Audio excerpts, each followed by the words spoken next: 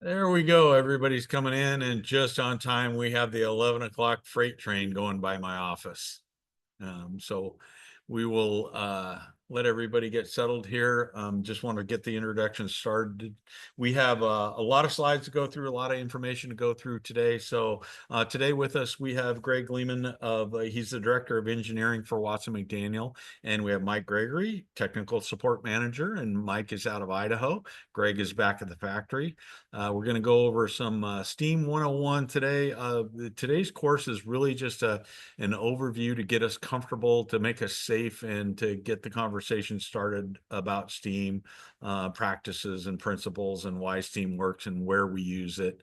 And Greg is going to go over that. He's got a nice presentation, but it's fairly lengthy in the number of slides, Greg. So we're gonna let you get after it. I usually will gloss you up a little bit more, but that's all you get, baby. You just go for it right now. That So, works. And no fear on the slide count. We'll get it done here. and I will Thank do you. I will do Good. some housekeeping here real quick. Sorry, Greg, to interrupt there, but I will do some housekeeping. Mike has been in the field for 30 plus years. Both of us went to high school locally in the 80s, so we've been around a long, long time. We will be manning the chat window. So if you have any questions, go ahead and throw them in there. We'll stop Greg when it's appropriate, or Mike and I will answer the questions in the chat window. We're starting to put some information in there already. So if you have any questions, either raise your hand or put the questions in the chat and we'll get them to Greg. It's all yours, Greg. Thanks, Evan. Thanks, everyone, for joining us today. We're going to make this as painless as possible, as you can see on the screen. We're going to work to simplify STEAM as best as we can, and this will be the STEAM 101 session. So we're really going to try and lay the groundwork for where we want to go here. If you're not familiar with Watson McDaniel, we've been around a long time manufacturing this steam specialty product. So if you're familiar with steam traps, you're familiar with regulators, control valves, condensate recovery package, heat transfer, pipeline accessories, that's what we are doing. If you're more familiar with some of our competitors, Sarco, Armstrong, Spence, TLV, Barnes and Jones, Hoffman, that's the world in which we play. And then we are out of suburban Philadelphia, Pottstown, PA. That's where everything happens. This is where our manufacturing is, our engineering, our sales office, and things that differentiate us slightly. We have our own ASME code weld fabrication facility and over $18 million of product in inventory. We are a company that still believes in having product on the shelf so it can quickly go out into the field and solve problems. But that's enough of that. Let's get into it here. Overview of our steam loop. And really, this sets the tone and the table for everything we're going to look at. So we need to get a feel for steam basics and generation. Where does it come from? Most of us have a working feel, an example of where steam comes from. We heat water to some magical temperature, and then something happens and it transforms into a gas. We're going to get a better understanding of it.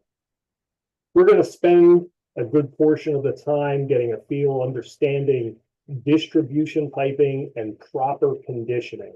Conditioning means condensate and dirt removal effectively, getting the safest and most efficient steam through our system. Drip traps, we want to make sure that we understand that, but even more so, we'll talk about sizing, selection, where we go, but it's more in the design of the drip legs from the piping. So critical. We rely on gravity in our steam system to make sure condensate goes where we want it to, and that's to get it out of the system. Talk a little bit about steam pipe sizing when you're sitting there looking and asking, why is that much larger piping on the outlet of that PRV up here at the top? Definite reasons for all of it.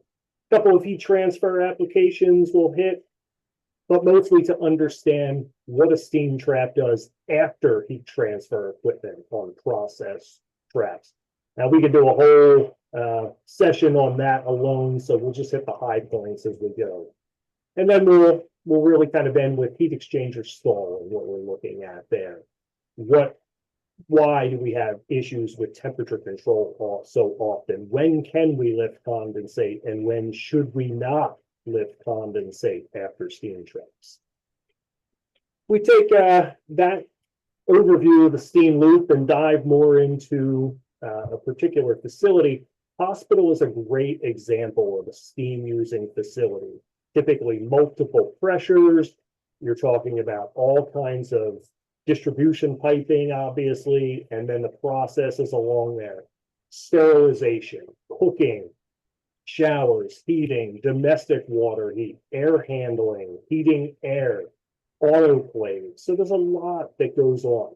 Now, regardless of whether you come from a hospital background or some completely different processing facility, the hospital is a great example of various equipment and components that you're going to find throughout steam systems, regardless of pressure, type, whatever it is that you're looking at there.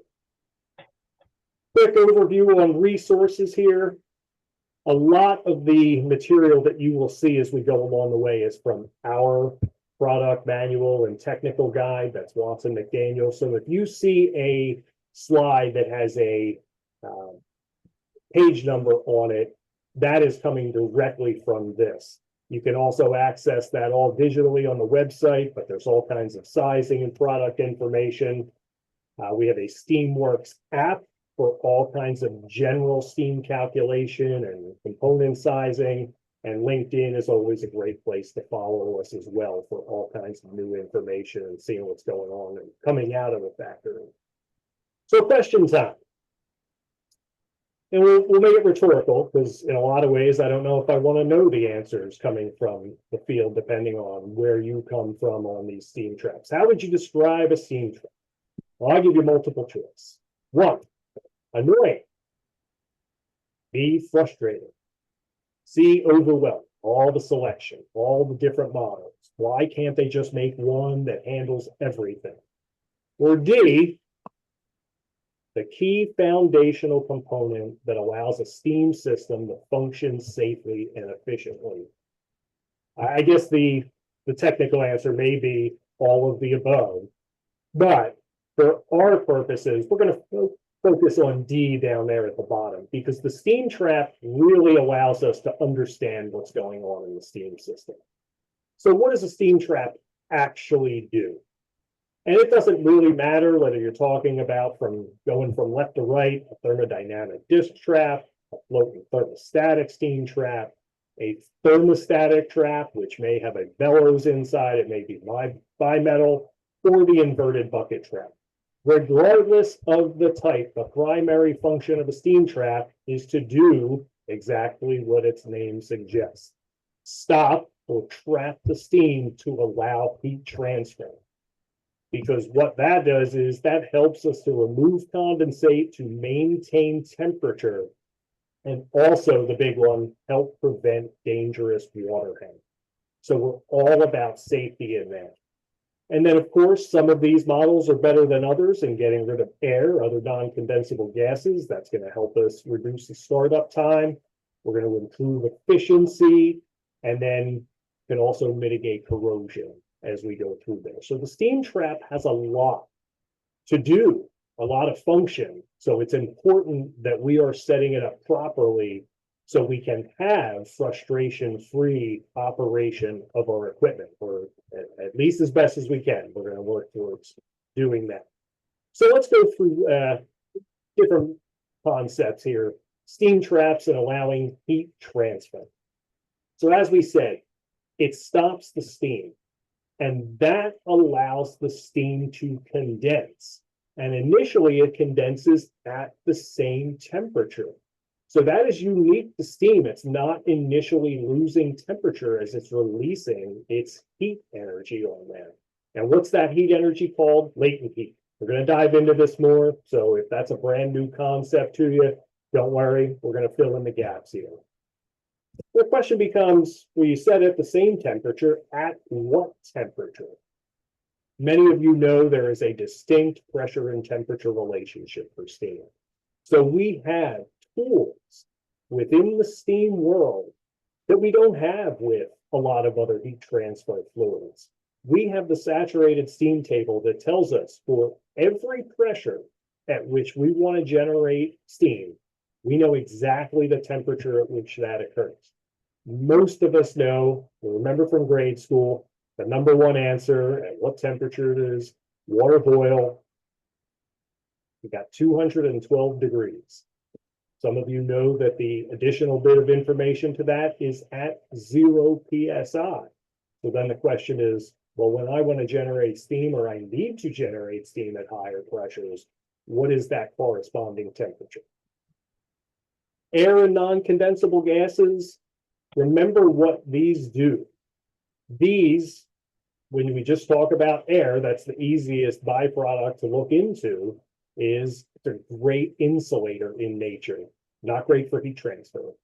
Also, it's going to occupy space within piping and heat transfer equipment that steam would otherwise occupy. So we got to get it out. And then we know what happens if we mix air, water, condensate, and metal. We get corrosion, we get rust. So we want to get that out to be as efficient and as safe as possible. So that brings us a little bit to an understanding of, okay, we get this condensing steam, condensate from steam traps. When's that a good thing? And when's it really not what we're looking for? And that really generally comes down to the application. So when you have steam using equipment where you want to extract all the energy out of steam, you are talking about the process, and that is good condensing. Every pound of steam is going to condense into a pound of condensate. Where we have unwanted heat transfer is on the distribution side. And generally, we refer to those applications as the drip on there. So a drip application for a steam trap. Why do we use steam? Well, I think we've covered the majority of where we're headed with it. Can be used for many different things, but we're going to focus on the heating aspect of it. And what you're looking at right now is the saturated steam table. I'm sure many of you have a lot of familiarity with this. For those of you that are new, we're going to dive in a short moment. This is all information brought to you simply by Mother Nature. This is physics and thermodynamics. So this is general reference material for all. We have this available, but any Google search is going to bring up similar information. And that's the benefit of steam. It doesn't change. When you know the pressure, you know the atmospheric conditions, you know exactly where steam is going to boil, or water is going to boil, and then steam going to be formed. So let's ease ourselves into the chart a little bit. What are we using? We talked about the heat transfer process. So let's talk a little bit about heating. And we start generally with a pound of water, just for our understanding. So if we heat a pound of water, 1 degree Fahrenheit, what we've done is we've added 1 BTU, or British thermal unit, of energy. And that's what you're seeing referenced right there. So if we started at water at freezing, it's going to be ice at 32 degrees. If we add 1 BTU, now we're going to have 33 degrees, and that changes state into water. Every BTU after that is going to continue to raise that temperature 1 degree, and then all the way up to 212 degrees when we are at atmospheric conditions, 0 psi. That water, simply 212 minus 32, has 180 BTUs per pound of heat energy. Some of you know the term to be sensible heat. Those of you that deal more on the hydronic side of things, this is often the world in which you're living. You're dealing with the heat in the water, the sensible heat, the feeling heat in order. But to take that pound of water, which is at 212 degrees, and transform it into a pound of steam, this is where Mother Nature gets involved. It is driving energy into that water at the same temperature to then generate steam. So all of that water evaporates, and that steam is now a gas. It's 1 pound. It's just going to be at a different volume. And we talk about 970 BTUs of heat energy to do that. That is the latent heat that causes heat transfer. When we start talking about saturated steam, that is not wet steam. That is a different discussion. That is steam quality. So that's the percentage of steam versus the liquid that's in your actual steam piping on there. When we talk about saturated steam, that is a good thing. That is exactly what you want for heat transfer. That is steam at its saturation temperature or boiling point that is ready to condense and release all of the latent heat. The other way to look at it is, this is steam, saturated steam is steam ready to condense, but it has the maximum amount of BTUs of latent heat in there. So that's our starting point for our steam. And where's our answer key? Right back to those saturated steam tables. So you see that page 468, that's referencing our product manual and catalog, technical guide on there. And we learned so much just from this chart. It doesn't matter what side of the equation you come from. If you are the designer, you're going to do a lot of things on the front side with this. If you're an installer, you're going to understand why piping should look the way it is. If you have to take care of troubleshooting something out in the field, you're going to use a lot of information here, mainly that pressure temperature relationship. But let's talk about it from the beginning. So first thing we do, for every pressure, we know exactly that temperature. Taking a look, we see at 0 psi, we have that 212 degrees. That's it.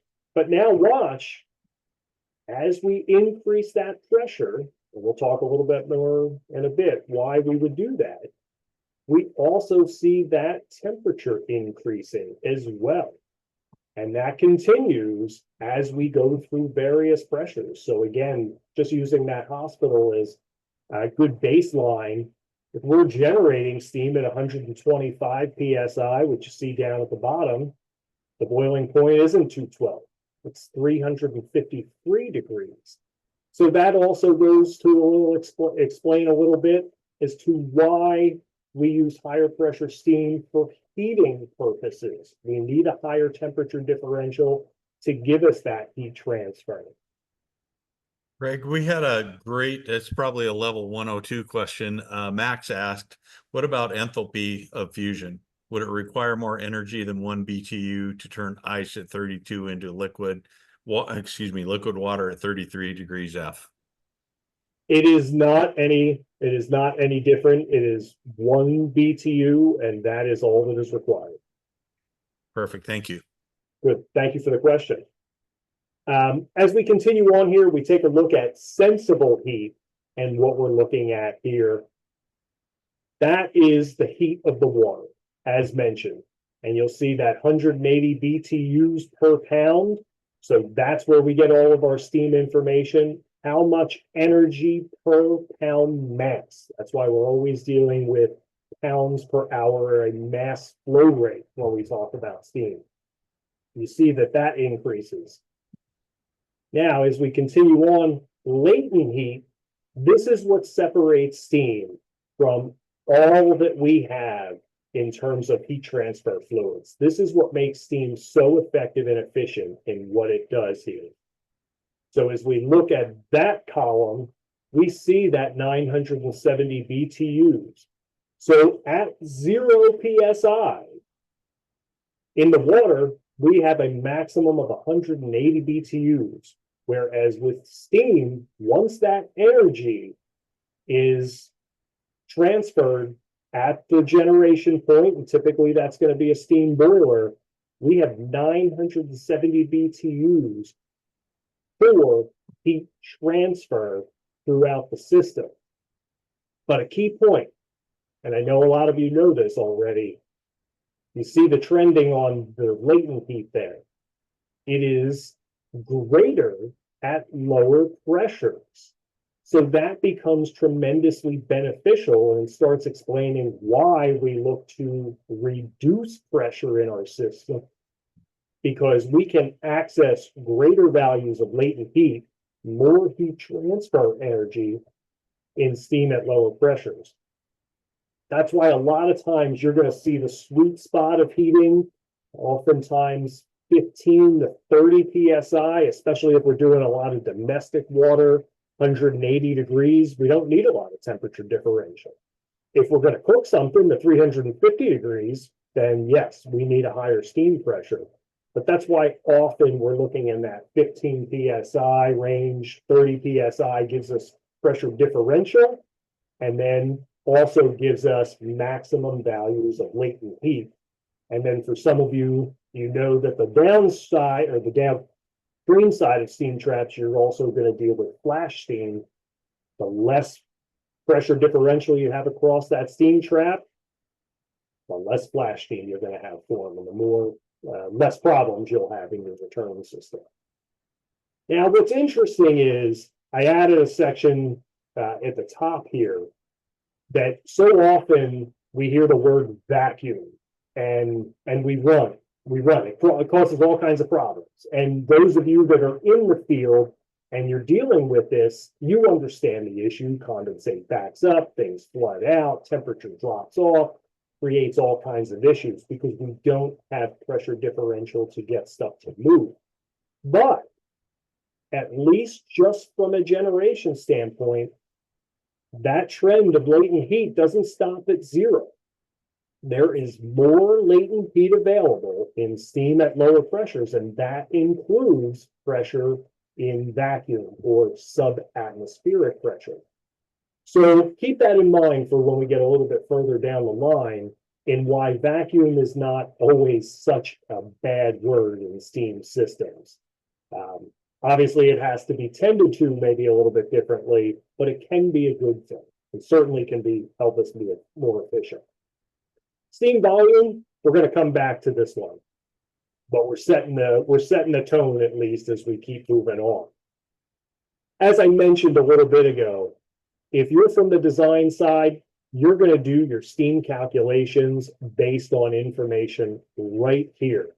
If you know a water flow rate, and you know a temperature differential that you're working to achieve, you want to heat some water from 45 degrees to 140 degrees, you got a 95-degree temperature rise, then you can quickly calculate the steam required for that application, knowing what the latent heat is for that application. It's very easy to do. We have all kinds of references in there.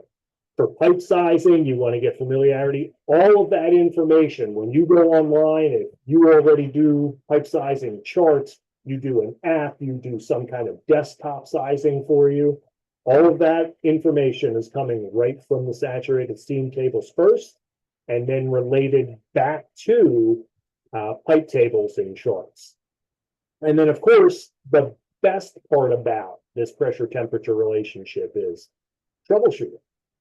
You want to check how that steam trap is operating, you can take temperature profiles of the pipe with nothing more than an infrared temperature gun on there, and you can relate that to what that should be.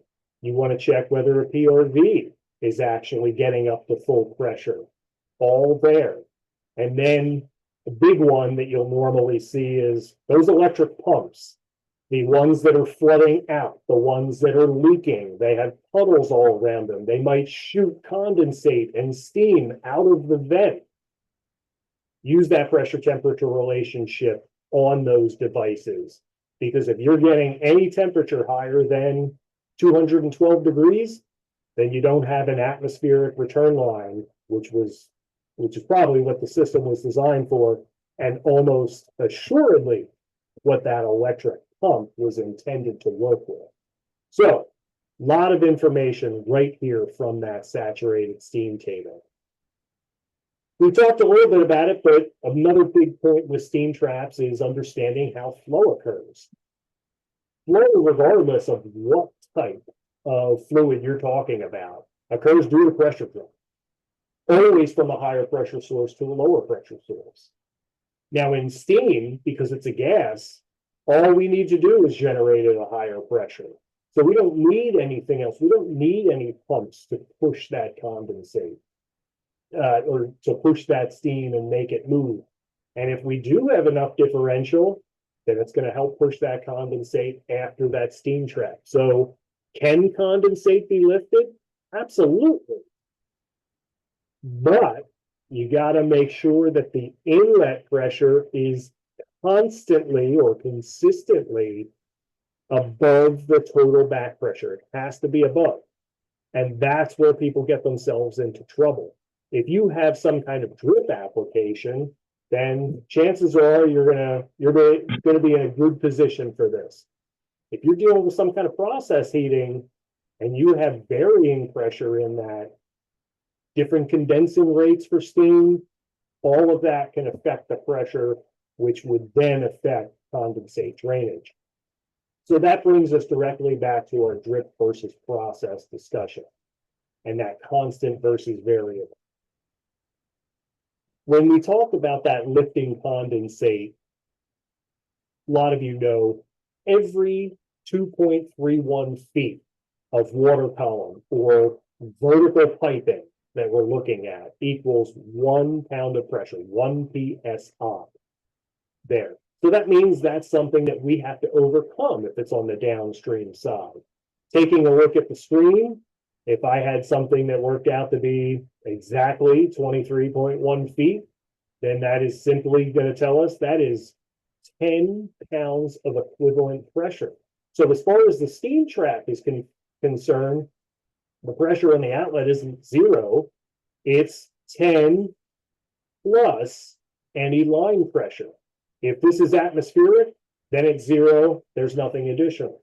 If you have pressure in your return, whether you wanted to, it was designed that way, or over time, maybe we've allowed things to get out of control and that pressure has crept up, that is additional differential that steam trap has to overcome on that. Now, this talks a little bit about lifting condensate, which we said, absolutely, as long as that pressure exceeds. Make sure if we are lifting into elevated returns, that we always come in the top. Flash steam that's formed after steam traps has to have a place to go. It has to be able to go into a vapor space, not into where the cool condensate is blocking the entrance. And that is a recipe for water hammer and banging on the return line side. Even better is if you put it in you have it a little bit angled on a 45 or even a 30 degree in the direction of flow. But the key point is make sure it comes into the top, not into the bottom. So what is a drip? Drip is just the application that we term effectively everything up to the inlet of heating equipment. So anywhere between the boiler or point of generation and all that distribution piping and getting good quality steam to where we want to drop it in the steam using equipment, that's the side that's really keeping everything as safe as possible and also improving efficiency. The process, that really just means anything after steam using equipment. Process is a very, very open and general word. So that means that you may look at a couple of these displays or diagrams and say, I've never seen that equipment before in my life. All you have to do is think of the equipment that you tend to deal with, where steam is being used for heating. That is the process. Anything after the heating equipment. Taking a slightly deeper dive, just to make sure we understand it, the key point is on a drip, you're generally going to have constant pressure. And that means even if you reduce pressure, it's still going to be constant after that pressure reducing valve or control valve, whatever we may be using that for. And this is where we have the residual or unwanted heat loss in our system. So there should be a lot of steam in our piping and very little condensate if we're doing things even reasonably correctly. And that really is steam quality, making sure that we are providing the best quality steam with the maximum amount of BTUs of latent heat. That's where we're talking about safety. When we go to those process applications, and we'll touch base a little bit more deeply coming up shortly here, that's where pressure is not guaranteed to be constant. Typically, it will vary. A heat exchanger that you're looking at here, if that water flow or anything that we're trying to heat, if that demand isn't constant, or that load, and those are just words for how much water are we trying to heat, does it change in the morning? Do we need a lot? And then at night, when people are going to bed, do we need a lot less? Then that pressure is going to change with that. So then we have no guarantee that we can get rid of that condensate in there. Regardless of the application, the piping becomes critical. It does not matter whose product you're working with. We all rely on proper piping and doing the best that we can. That's why we're doing this training today, to hopefully set you guys up with the best information moving forward to make sure that we have the safest and most efficient steam systems. When we talk about safety, many things that we could talk about. The primary one that we tend to focus on in a steam system is the condensate that is in the steam line. So that's the unwanted condensate. We don't want condensate to accumulate and then start moving and traveling at steam speed. Quick pause here for steam speed. What does that mean?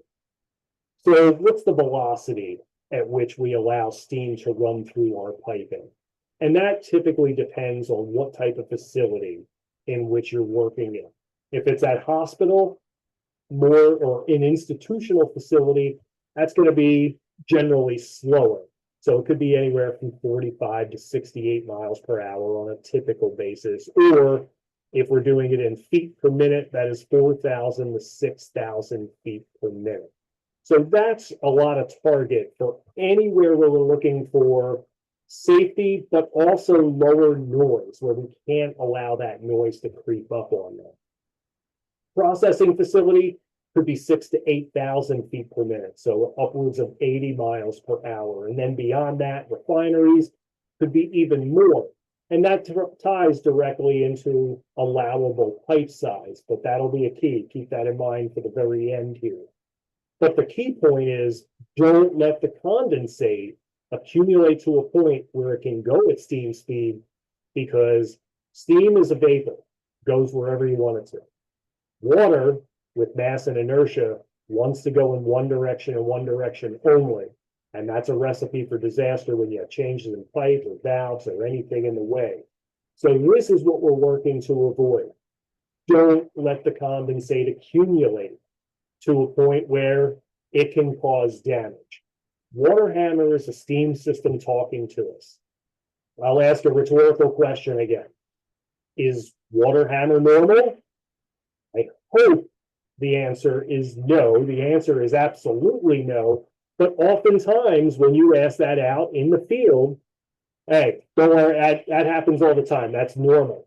And no, it is not normal. It may be normal for your facility or what you've dealt with, but that is the steam system talking to you, telling you, maybe not today, maybe not next month or next year, but at some point, if you leave me unchecked, I'm just going to keep eating away at this metal and I'm going to find a way out. That's what gives steam systems the bad name. So we can help you. Watson McDaniel, Hurley Engineering, their resources there to make sure that you have the safest and most efficient system you have. So keys to steam conditioning. Got to get the dirt out. I know everyone has clean steam. We go through this all the time. I get it. I understand. You can have the best intentions and do everything almost right, and you're still going to get dirt, debris, pipeline scale. So we want to make sure that we have our pipeline strainers in there. Don't forget blow down valves. If you have the ability to blow down something under pressure, that is great for getting dirt and debris out of there. It's great for getting condensate out. It's great for troubleshooting when you have problems. That's another window into the system when you're using blow down valves. If you have excessive condensate and dirt, Separators can really be of assistance. That's a device, the one shown cyclonic, so it actually generates centrifugal force as opposed to just waiting or relying on gravity to knock condensate out and give you the driest possible steam. But your baseline is make sure that you have properly sized drip legs in the system. First, the location. Every 150 to 300 feet is our starting point. That is our straight run of piping. Also, make sure that valves are protected before. You see the diagram on the left, even though we're coming off the top of piping, which is good when we want to use steam, where's the best quality going to be? Off the top. Condensate takeoffs are off the bottom. Always think about what would happen if that valve were shut. Steam will condense, and then when that valve opens, we have the potential for disaster. So we want to make sure, and at the very least, probably get some noise and some unwanted action through our regulator or control valve on that. But the big one is any upward change in elevation. We have to make sure that that is taken care of because that becomes a low point. And that's the key. Condensate will seek out all low points regardless. So keep an eye out for them. They're missed all the time. You have an engineered design. It goes out into the field. The contractor's working to install. Well, hey, wait, this doorway wasn't here. Well, now we got to run this steam pipe up and over that. Well, that's fine. You just have to make sure that at the low point, before we turn upwards, we have a drip trap there. So all hands have to work together to make sure we're as safe as possible. Beyond location, the key point is making sure that that diameter is sufficient so condensate can lazily fall down into it by gravity, accumulate, and go from there. Up to 4 inches on the main diameter, we want to see an equal diameter drip leg. So that vertical portion coming down would match up to 4 inches. Beyond that, that's when it can be a little bit more practical. Half the steam main diameter, but not less than 4 inches. That is ideal. In terms of the length, this can also be beneficial. Same concept we talked about in lifting condensate. That was water column or equivalent pressure that was working against us. Put it on the front side of the steam trap. Now that is pressure that helps us. So at startup, that can be very useful. If that were 28 inches, that would give us a pound of pressure to help get condensate out of the system. There's pressure differential if you're discharging to atmospheric conditions on it. If you're lifting condensate, doesn't help you too much on that. But getting us started from an automated standpoint, where everything is coming up slowly, that is working to get the condensate out. Supervised startup, that's more manual. We're opening drain valves and getting that condensate out. Doesn't have to be quite as long or deep on there because what we're saying is we don't need all of that additional head volume there. Last point on this is this pocket at the bottom. You know, you look at all low points, bright red over here on the left, and we have this portion of the piping that is below the steam trap. That does serve a purpose. That is a dirt pocket to get the big stuff. Yep, you're still going to have your strainer in front of that trap to protect it, but having that dirt pocket just allows us to accumulate more down there and keep it away from the strainer and trap. Of course, we all contend that we have clean steam systems. We don't have dirt and debris, but it does. It forms over time. You can, again, have the best intentions, but you're still working to deal with this and get this out. You see some of these big chunks over on the right. This was a pilot-operated PRV station at a medical facility down here in the Philadelphia area. Up at the top right, that is the sense line that was entirely blocked. Took us a while to figure out why this PRV station wouldn't control the way we wanted it to. So again, strainers are what we're typically looking at. Make sure you protect your equipment with them and clean them every now and then. Or at the very least, don't take the screen out because it keeps clogging and plugging things up. That is a telltale sign that we have dirt and debris in our system, and we want to make sure that we are protecting that.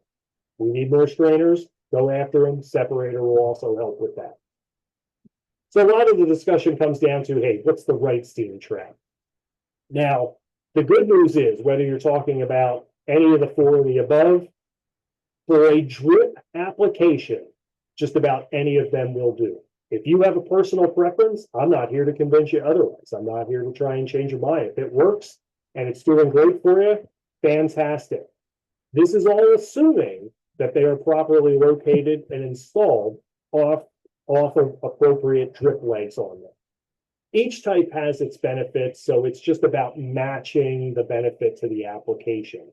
If you need something small and compact and easy to check, that's going to be your thermodynamic disc, great for higher pressure drips. Float and thermostatic, a staple of the industry, can be low pressure drip.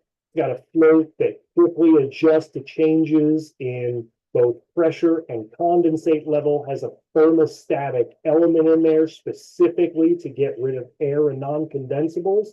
So works well on drips. This is the go-to for any process heating application. Thermostatic or bimetal, bellows or bimetal, they're going to be temperature controlled. They can produce less flash because they back up a little bit of condensate to subcool it somewhat. They also can have a relatively high discharge capacity in a small amount or a small body. Also, the TV and the thermostatic don't care about orientation. Use it to your advantage. You need to make sure that pipeline is freeze-proof. These guys can be mounted in the vertical to make sure you're not accumulating condensate in them.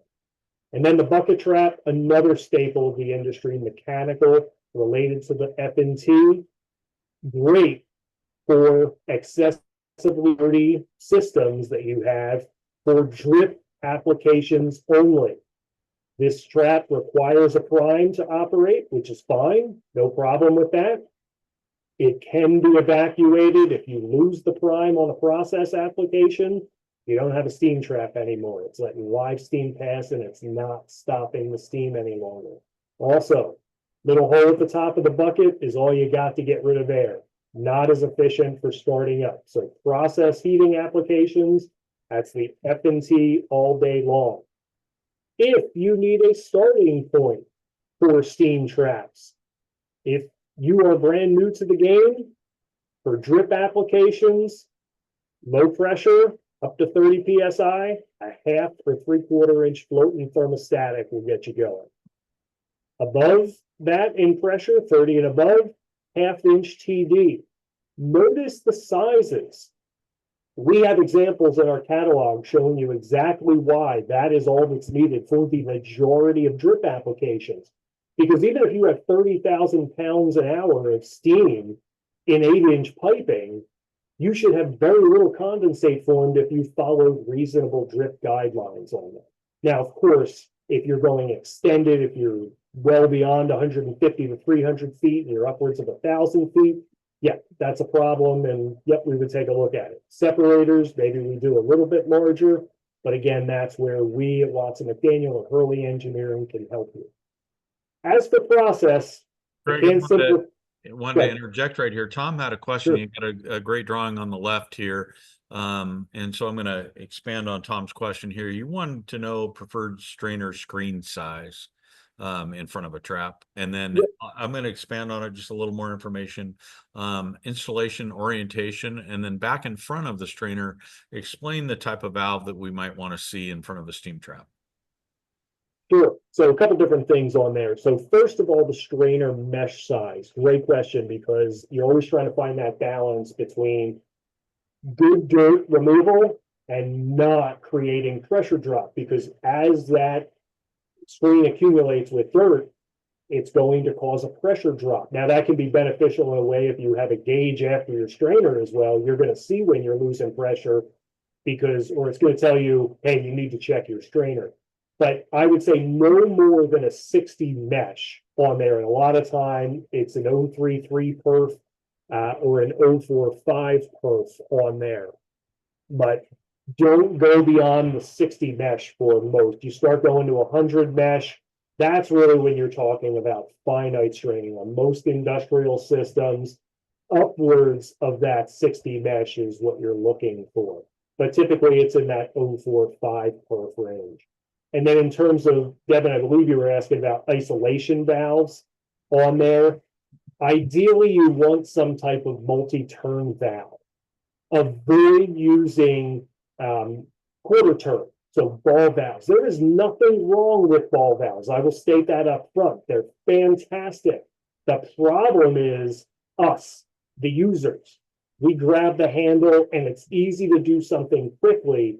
So when we're trying to promote safety and perpetuate safe steam systems, we do that with a gate or globe valve with a handle on top, and we make sure that we operate those as slowly as possible. I know that can be frustrating, but that is one of the deals. Steam systems offer us a lot of speed in a lot of ways, but this is one where you need to take a step back when you're working on it and go slow. Once you're up, then you're away from all of that difficulty and concerns, but that's where some of the bigger water hammer events have occurred over time by doing things too quickly on them. Perfect. I know we're getting, you got it. Thanks, Evan. I know we're getting close to wrap up time, so just want to make sure we're hitting some of the other high points. So back to steam trap selection for process heating applications. So anything after steam using equipment, I can simplify sizing for you like we did on the drips. The selection is easy. Start with the F&T. And if someone believes that the inverted bucket is better, please contact me separately or contact Devin at Hurley or your contact. I would recommend that we at least have that discussion. In terms of sizing, I know a lot of us have different, or we've heard different things. Multiply the condensate or the steam load by 2, multiply by 2.5 or 3 or 5.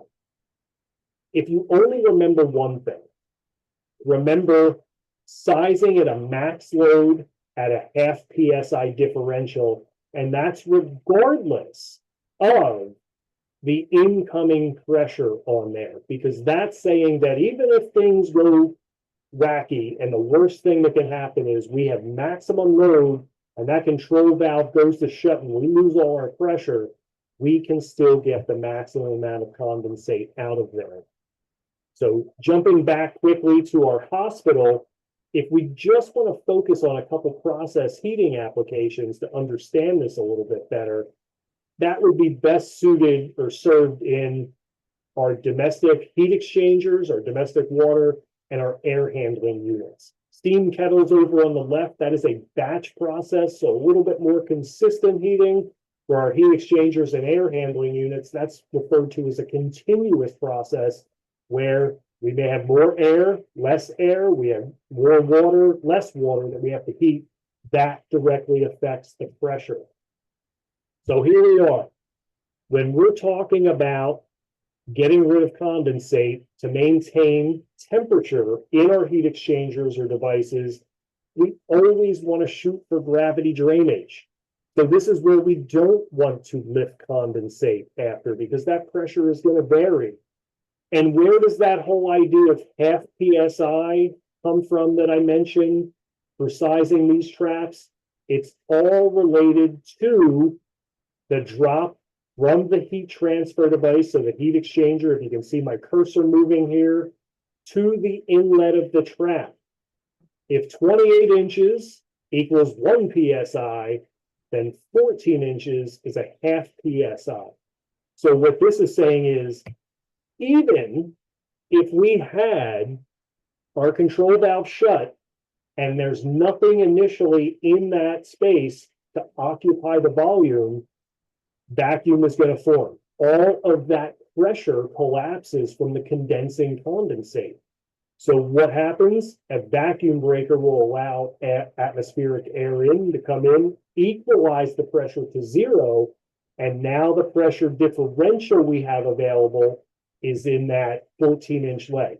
Now, all of this is based on having about 14 inches below there. If you have less, then you have less pressure differential to deal with. But that's where that comes from. Again, we can do a whole session just on process traps and sizing. This is just to give you an overview to tell you these need a little bit more consideration.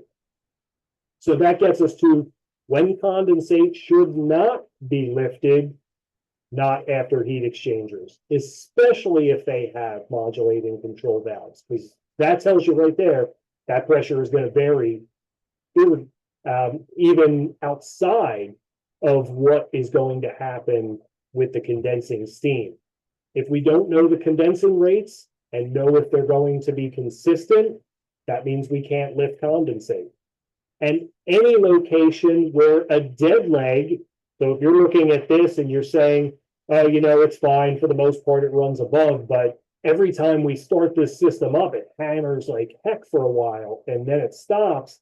That's why, because that leg is full of condensate, the steam's attacking it, got flash steam in there, recipe for a lot of activity that we want to avoid. So that gets us to stall. What does that mean? It means that if we have equipment where the pressure in the steam heating space won't exceed the total back pressure, we don't have any flow. We learned that earlier. Pressure drop, we need higher pressure to a lower pressure to get things to move. So that means the condensate backs up, heat transfer problems, control goes all over the place, and we have a lot of frustration, essentially, at the very least. So very quickly, because I know we're short on time, I just want to show this, especially to the engineers or the more technical people joining us today. For those of you that are saying, well, you know, I kind of understand, but I don't get it. All of this can be shown mathematically in terms of exactly where that pressure will be. Because, as you'll see here, steam pressure in the heat exchanger varies directly based on that water flow rate. So when we know a given size heat exchanger, we can calculate exactly where that pressure is going to be based on the flow rates. Some of you know this equation, your standard heat transfer equation, your steam flow, your U is your heat transfer coefficient, A is area. Delta T is not just the water temperature difference, that is the mean temperature difference between your steam and your water. But what this shows is, in this first column, flow rate, 18 going to about 13 to about 10. If I come over to this column, steam pressure in the heat exchanger, you can see how drastically that varies, including even going into vacuum. So that's where we get ourselves into trouble. So what do we do to solve stall? Well, air vent and vacuum breaker. Not going to get us there, because the best that's going to do is equalize pressure to atmospheric or 0 psi. Not going to help us with any back pressure. We could raise the heat exchanger. Any snickering out there? Find gravity return, more snickering maybe. These things are more difficult to do. We understand that. So what you're looking for is a pump trap. That is a device with both a trap feature and a pump feature in here. Some of you may be familiar with pressure motive or pressure powered type of pumps. Very similar, but a pump trap also has a trap function and feature. So this will operate like a float operated trap when the inlet pressure is sufficient to overcome the total back pressure. Operates just like a trap. And if this pressure drops off in the heat exchanger, well, that's okay. This outlet check valve is going to hold that closed, and now condensate's going to accumulate in the level of the tank. Going to rise up, trip the mechanism, and it's going to allow high pressure motive steam in to push that condensate out. Another session that we can do an entire dive into this. This is just to tell you that if you are trying to lift condensate after heating equipment and you're having problems, call Hurley, call us. Let us know how we can help, because this is our starting point. Go into that pump trap online. If you're looking for more assistance and help, things such as determining exactly where stall is, determining steam loads, getting pipe sizing, pressure reducing valves, control valves, noise calculations, and more. There's an app for that. So that is our Steamworks app. Please, you see the scan code. If you don't get it in time, Devin at Hurley and your contacts there will be able to help you. I will be able to as well. There's also full desktop software. They both work in conjunction. So the last point that I will leave you with today, and I appreciate everyone hanging with us here, is the changes in volume based on pressure. And this is where those of you that are more familiar with hydronic heating and liquids, this is where you want to be able to step outside of that, because this is where a lot of the mistakes occur on the steam system. Steam is a compressible gas. That means that that volume is going to change with the pressure. Where do we find that info? For a lot of you guessed, go to those steam tables. So when you talk about that steam volume, that's the column all the way at the end.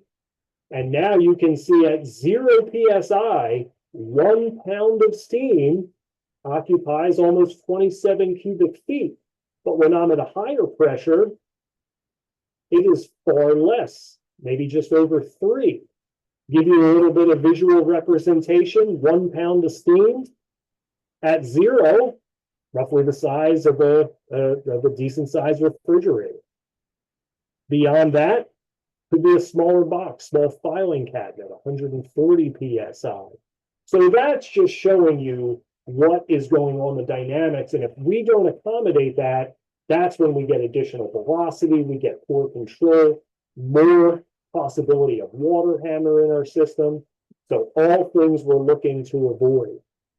So when you want to size a PRV station and you want to make sure that you have the right piping from high pressure to medium pressure to low pressure and possible noise calculations, well, back to that Steamworks.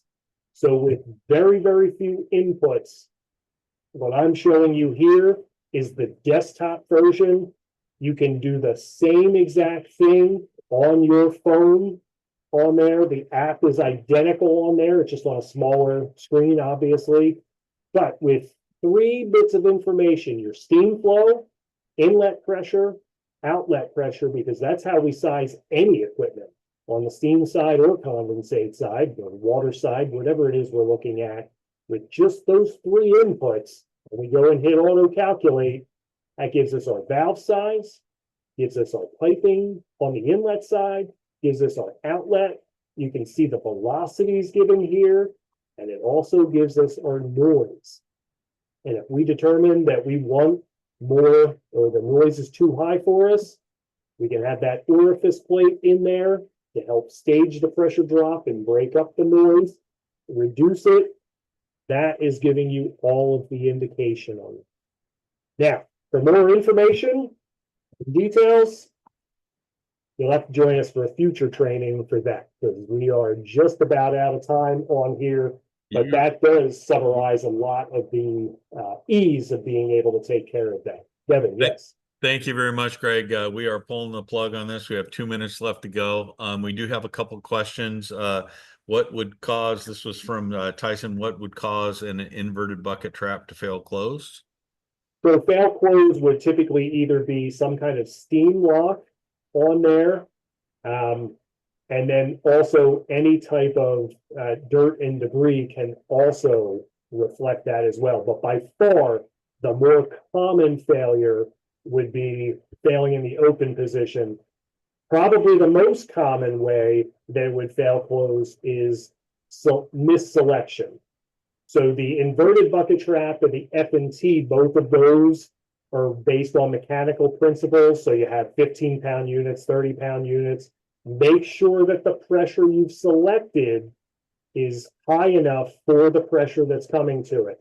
If you overpressurize a float trap or an inverted bucket trap, that's going to prevent it from opening.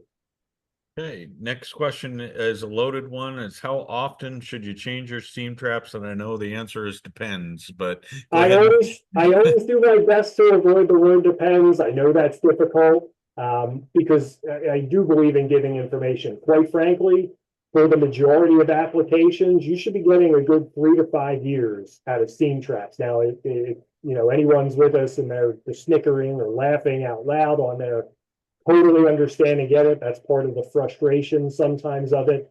But consult with us, because that generally means, regardless of the manufacturer you're dealing with, that generally means that something's not quite right in either the piping or the selection of the steam trap. Perfect. Last question, and we do have one from Max too, but it's a little longer answer, I think. So Max will get that one to you offline. But Captain Anonymous asked, shouldn't the failure mode of a trap be taken into account when selecting a trap on the drip application? Excellent point. I'm glad someone pointed this out. Absolutely. So, and in a lot of ways, that may be your primary consideration in what you're looking at. The majority of applications, you're going to be looking for a trap that fails in the open position. Yes, you're going to waste live steam. Yes, you're going to make yourself less efficient, but what you're at least doing is making sure that the condensate is leaving the system to help prevent water handling. So no, that's an excellent question. And housekeeping, first of all, great comments from everybody in the group and questions, and a lot of great comments about the presentation, Greg. We have a couple things to take care of. Watson McDaniel was actually kind enough to donate a couple Yeti coolers, and so we have Gary Hicks is one of the winners, and L. McDonald is the other winner for the cooler. So guys, thank you for the donation on the Yeti coolers. And then Kennedy will be sending out your PDH credits. His class is good for 1 PDH credit. She'll have those out by first thing in the morning. And we talked with Grubhub. We got an improvement on the Grubhub delivery. So the Grubhub delivery coupon should be out this afternoon as well. And so we are at time. So we're going to sign off. Mike and Greg, thanks for joining us today. Thank you, Greg. Think you put Mike your information in there if anybody wants to reach out and talk to Mike or the team at Watson McDaniel. Please feel free to. Thanks again for joining us. Thank you all. Thank you.